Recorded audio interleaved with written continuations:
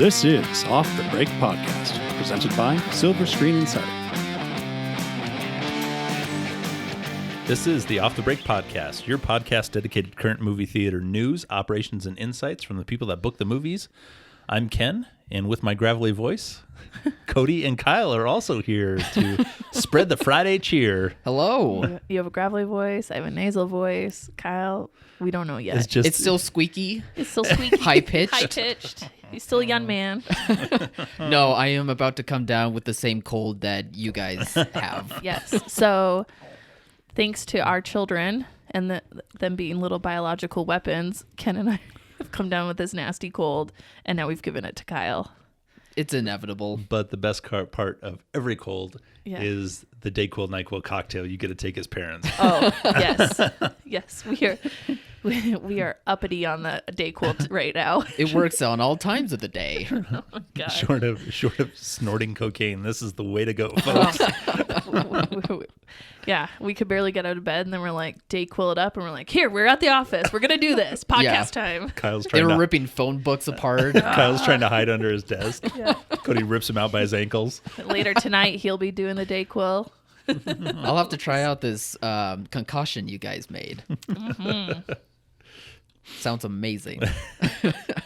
Well, not so amazing this week are the schedule changes. We had 2 negative schedule changes for the first time in a while. Yeah, unfortunately, Universal moved back a film titled Easter Sunday Yeah. from April Yeah. to August.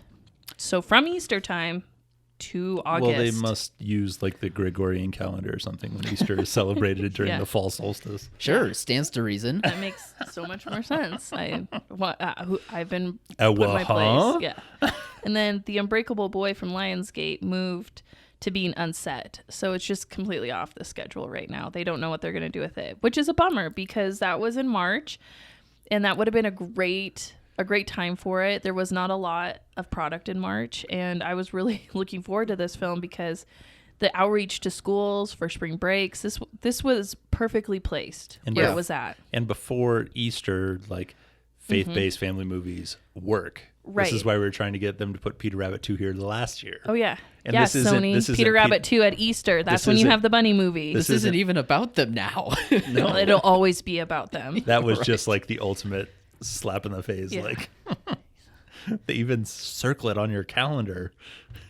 Yeah. It's just something about this March-April time slot where studios just don't want to do anything for it, but it's like perfect opportunities for like these PG family titles, for the children's content during like the spring break time period. It's so weird. Listen, we have Batman. Batman is going to be huge. Batman now has a full calendar runway. The whole month of March is going to be dedicated to Batman. So if Batman doesn't do well, I don't know what to what to do with it. Like, it's a superhero movie that a recognizable property that everybody knows, and you've got literally no competition this month. Like, and it's so long that you need multiple screens. So Nothing's everybody stopping it just now. be prepared. March is Batman month. Yeah, it's wild. Between this and Spider-Man, superhero movies just now have even more of a runway than ever before, which, you know, it works because clearly Shocking. that's what audiences are wanting to see at theaters. But at the same time, though, it wouldn't hurt to have, you know, a PG family It title. wouldn't hurt to have something else. Just Yeah. one other thing. I'm going to get Lost City at the end of the month, but I could use it the middle of the month. That would be nice. Right. It's not competing with Batman. We could open No. it the same week. It And would- they would just feed each other's audience. Right. So we'd be like, oh, I'm going to go to Lost City, but I would also like to see Batman. Oh, I want to see Batman, but it's sold out. I'll go to Lost City. Like, Yeah. the Weird. spillover happens. And It's a real thing. Yeah. So But no, we'll just run that desert from Batman to... we all know that March is great. March has, no matter where you are in the country, there will be a spring break week in March. So at some point, there will be a spring break week. So you have the kids off for a week of school. That's why films open in March, and that's why films do really well in March. But for some reason, I don't know why the studios are pulling things from March, but they are. I don't know if it was an overreaction to the Omicron virus, and they made the decision in January, and now we're getting to March and there's really no virus, there's no issues, but they've already pre-made the decision. I knew something was up with Lionsgate because you couldn't order a poster and we were a month out and there was no posters. They were very quiet when it came to this announcement. Yeah. For sure. Yeah. So we'll see how that goes. So that leaves us for booking strategies. Batman. Pretty much Batman is my strategy for March. Batman. He will be our Cape Crusader that saves the month. Yeah.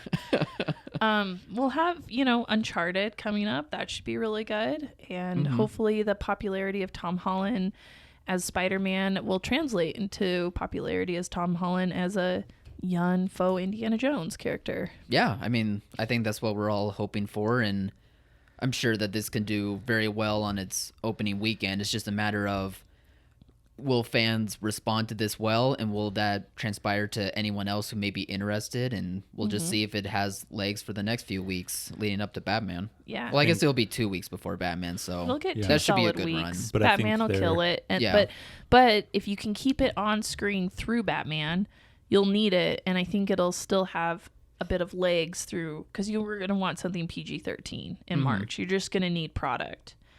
And speaking of that, Amazon is going to allow Hotel Transylvania 4 as a bring back to theaters. Bring back from the dead. I think at the end of February, so the 25th is what Yeah. they're targeting, which will be great. I, at first, am always pretty negative about these streaming, trying to get their product back in theaters, but seeing as how there's no children's product in March, and I just talked about all those spring breaks, and there's nothing new. Like, are we going to play Encanto and Sing 2, even though that they've been on the screen for the last month? Right. So it'll be nice to have something to bring in that's at least different for daycares, day camps, that sort of thing during those spring break weeks, because you're going to need something. You said that. You tried to watch this with one of our kids who was sick on the couch. Yeah. You were wringing your hands while you were watching I know. it. It was so frustrating. It for is you. so frustrating because it's so bad.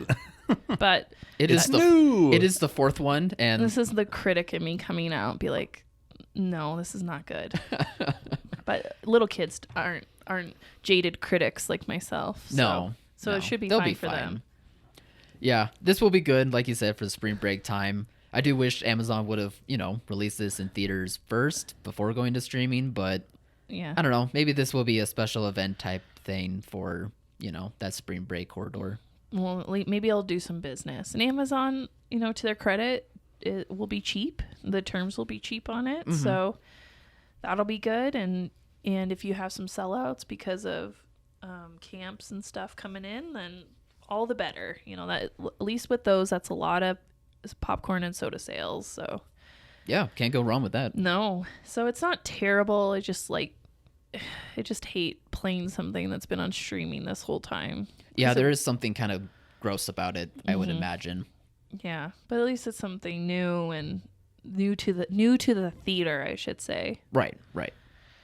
And then the big news that came out this week, Oscar nominations were announced. Let's partake in this.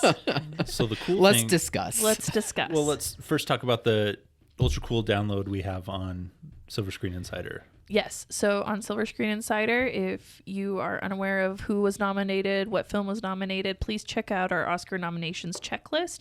It has all the nominees on it for all the categories, and you can, mark off your favorites. These are great for office pools, for, measuring what you think Yeah. the Oscars should be. Now, for Cody's take on what the Oscars should be, here's Cody. Yeah. I would have not nominated any of these films. Gasp! None of them. Maybe Encanto for best song, but not the song that they submitted. Sure. Which song did they submit? I completely forgot. It's The theme song.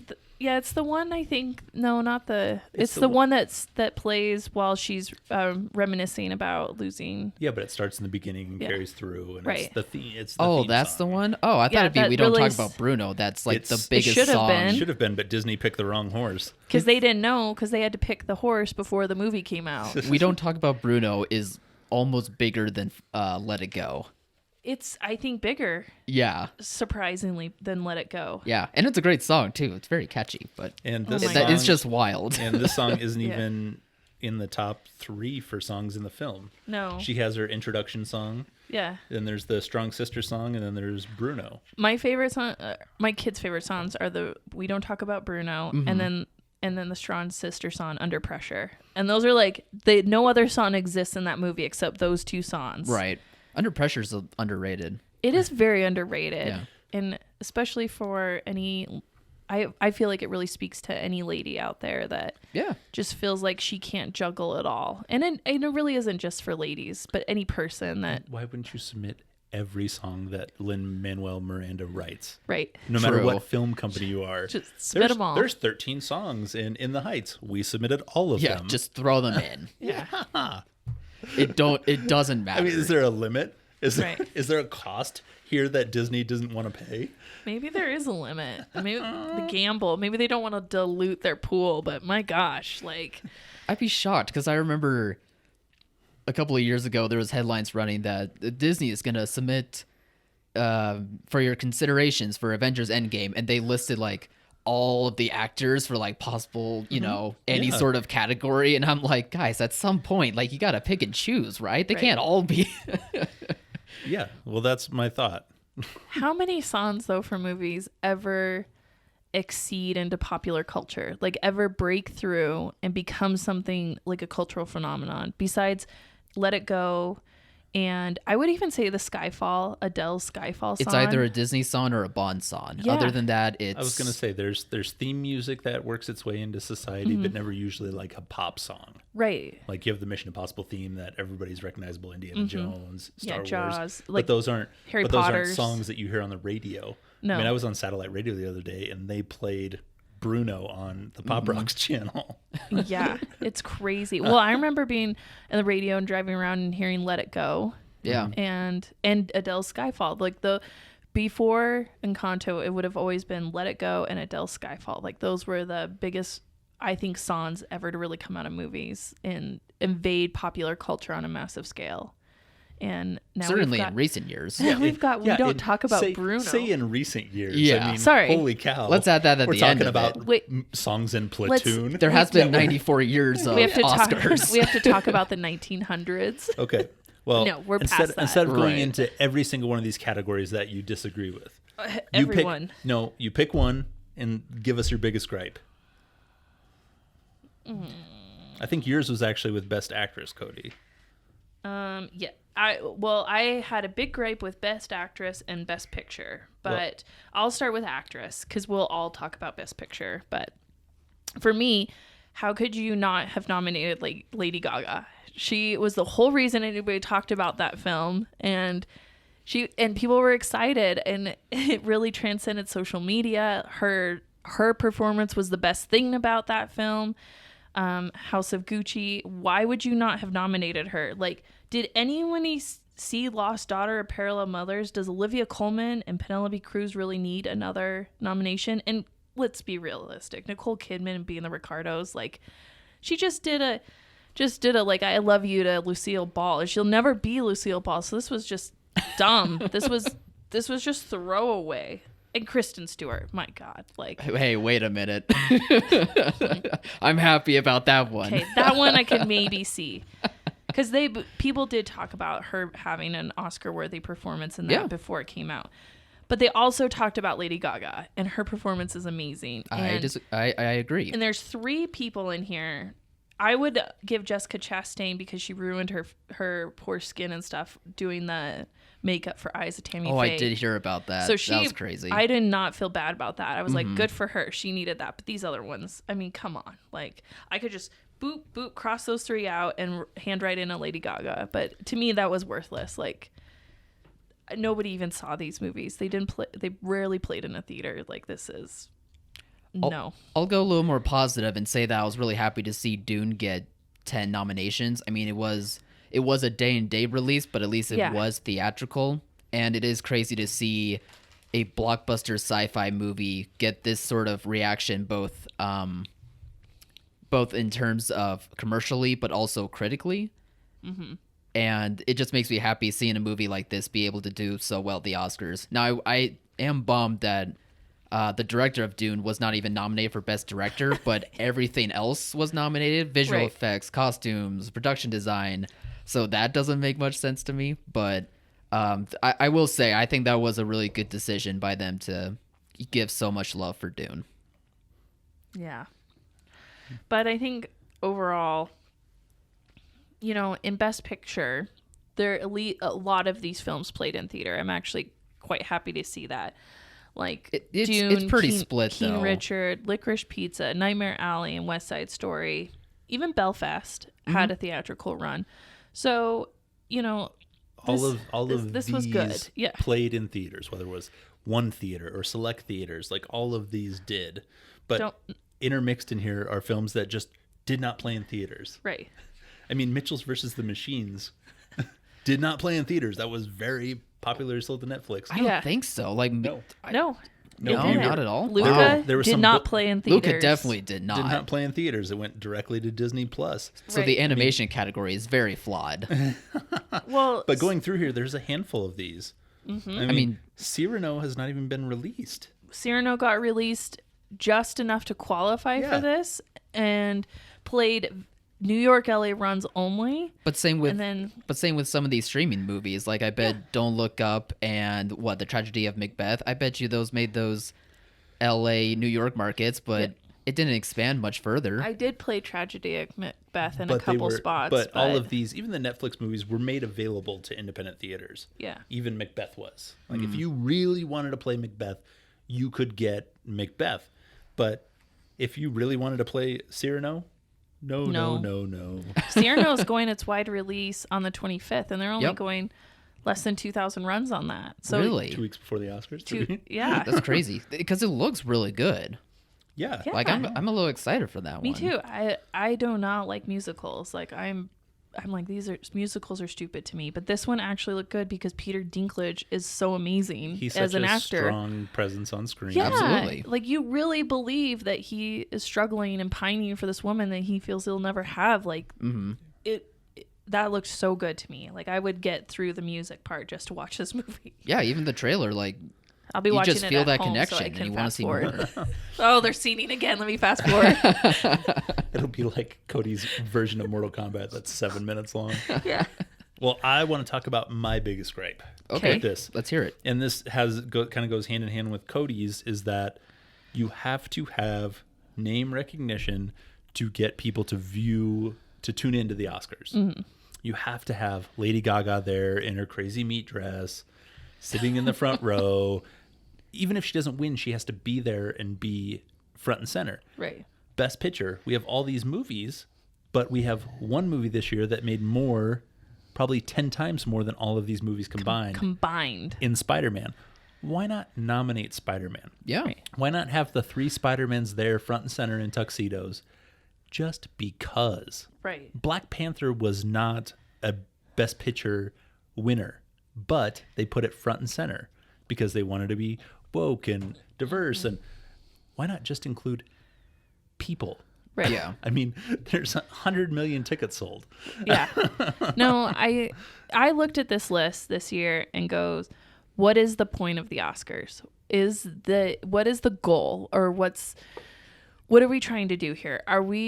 We're trying to award the best in our industry, but this does not feel like the best in our industry. In the complete industry. Yeah, this feels like this is a patting on an insular, really small group of LA bound talent that these are pats on the back to people that know other people, and this feels like a good old boys club. It really feels like a good old boys club of like, oh, we make the best, most artistic films.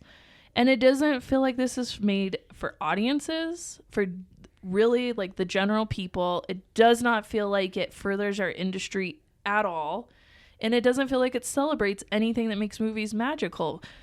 Licorice Pizza and Don't Look Up don't make movies magical. Like that does not get why those movies do not make you want to take your kids to films. It doesn't want to make you go as a family. It doesn't make you want to sit in a darkened room with people. These films don't do that. I've heard more audiences dislike those two movies specifically more than like them. Yeah. So why are they nominated? So why are they nominated? It's because it's peers in this pool patting each other on the back saying, "You did good job this year." Well, you didn't. Your film was garbage. I mean, the most commercially friendly titles I see here are probably Dune and King Richard.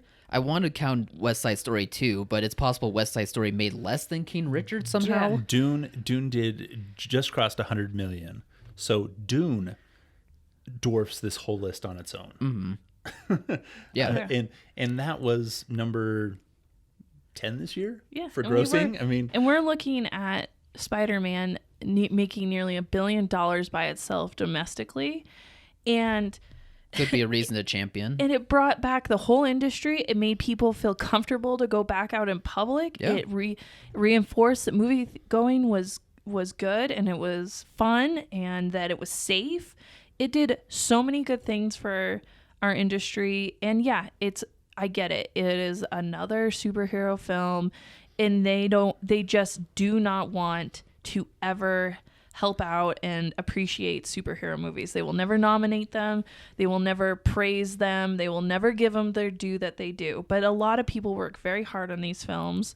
A lot of people act their butts off in these films. And Tom Holland certainly did. Like, the movie was really good acting wise, like you said, production wise, but also the story works. Like, the story works, and there was a reason why it made the money that it did, because people kept coming back because, well, one, for the spectacle, obviously, but two, there was a good story to it. Yeah.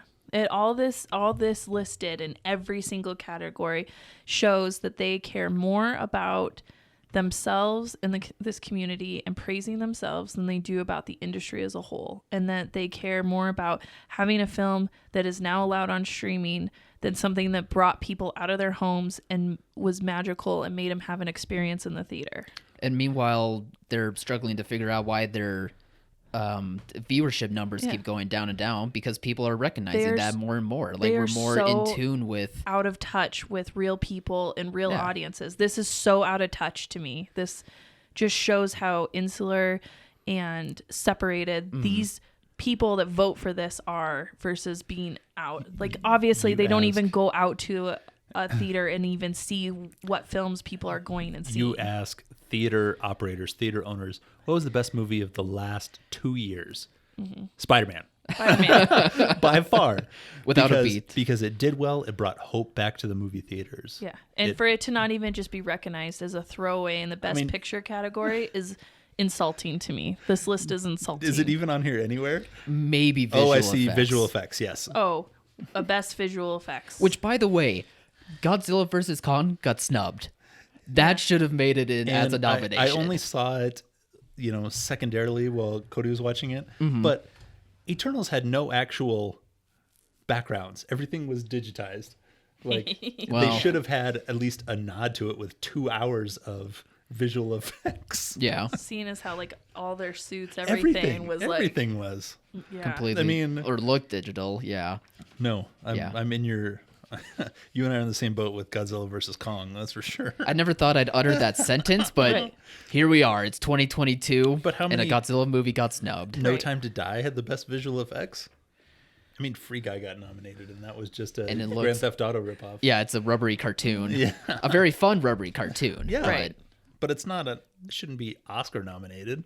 Like, you knew everything was fake in it. Like, The Oscars' only job. Yeah, we get it. Visual effects. Yeah. Like, it's good. But their only job is as the Academy is to sell this live event that lasts 3 hours. Yeah. That's it. That's the only work why they have to even do. have these? Like, if you're just going to give each other awards, like, all the prestige, all the fun, nobody's going to tune in for this. Nobody wants to see Olivia Colman get another Oscar, or I'm trying to think of what, because any of Licorice Pizza win Best Picture. It normally nobody ends wants to see this with Best Picture, but like they did Joaquin Phoenix at the end one year.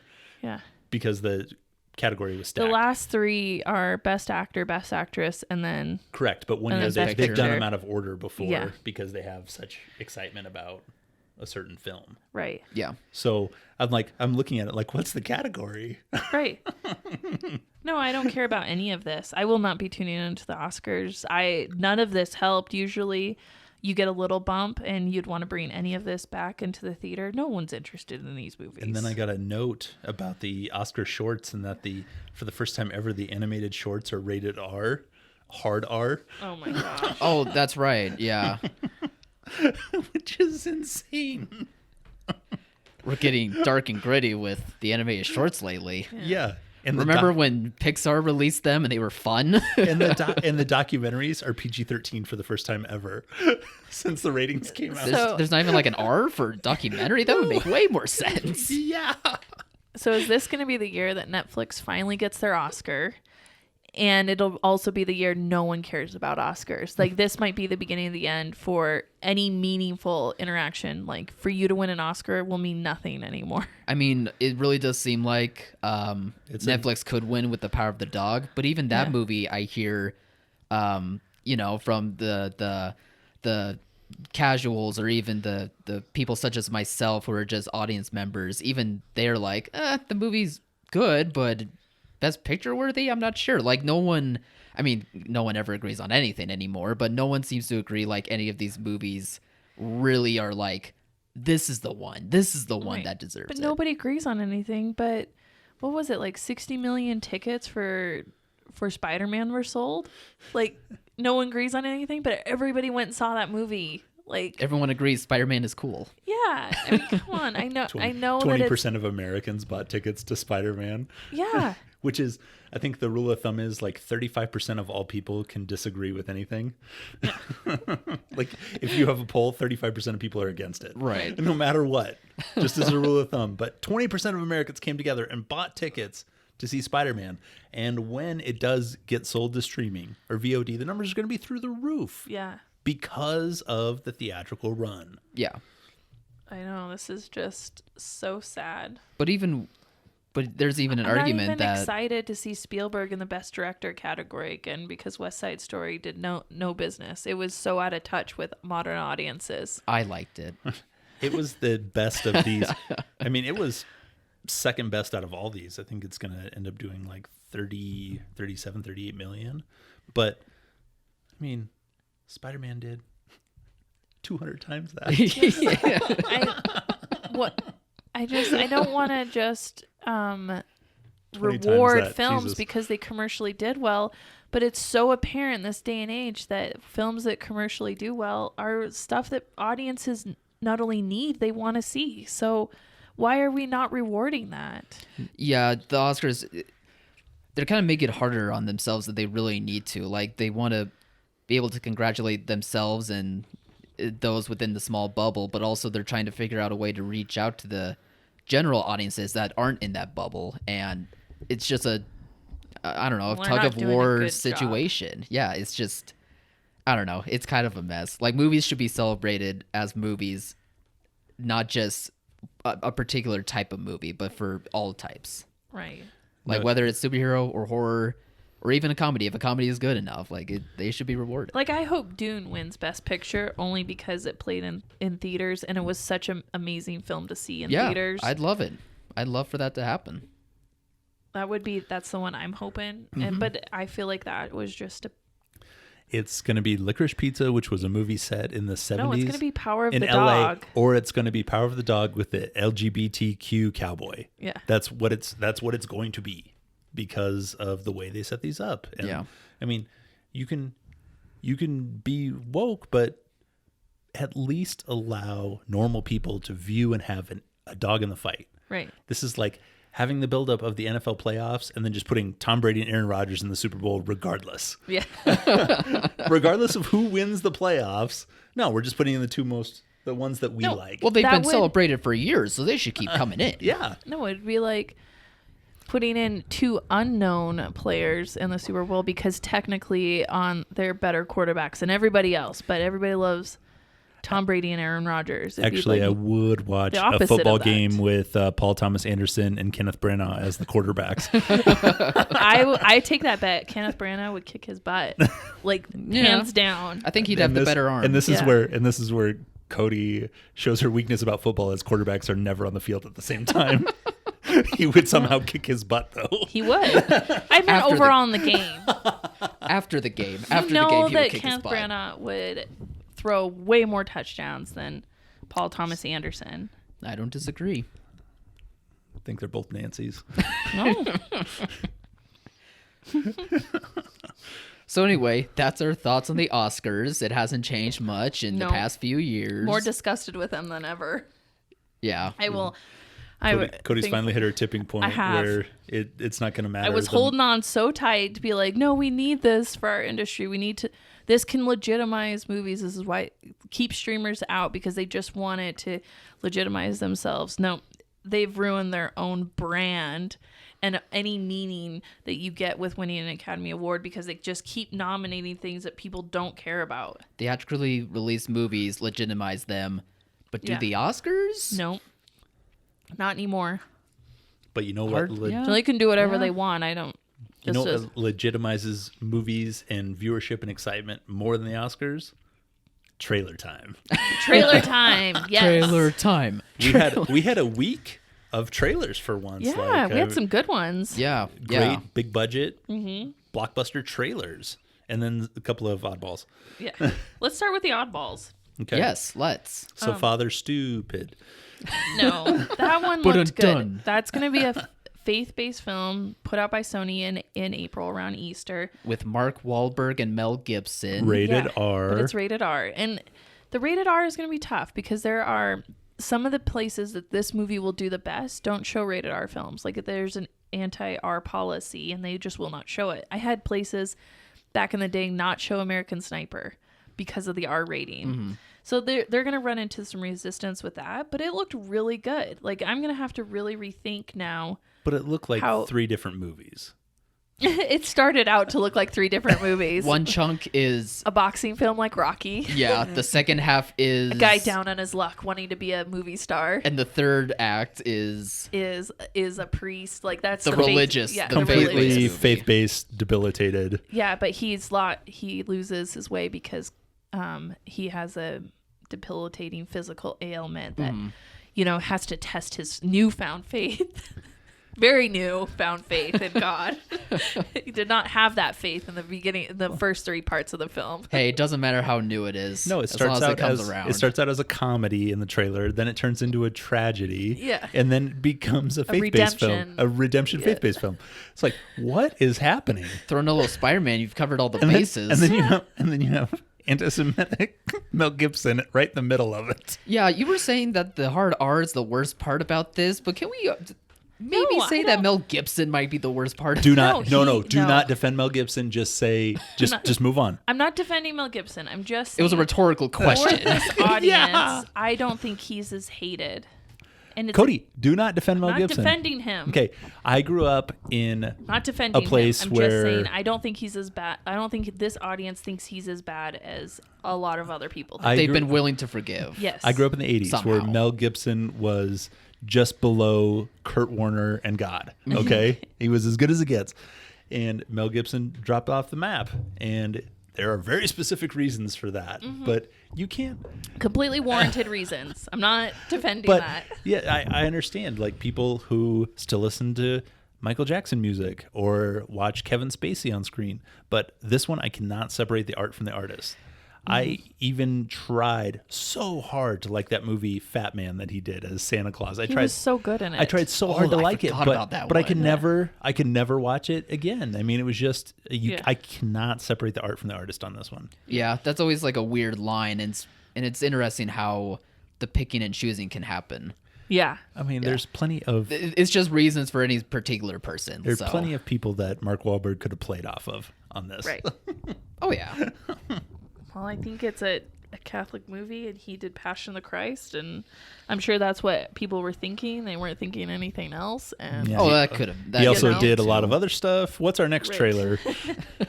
anyways, I'm just gonna have to rethink this Father Stew thing. It looked better than The what synopsis made yeah. it look like. Yeah, Oh, the synopsis is wildly different from it is. the trailer. I think. I think Yeah. it's not. I think it's not off. You just don't know how to build that. I think the synopsis was written for 1/3 of that movie, not when the a whole. boxer decides to turn into a pastor.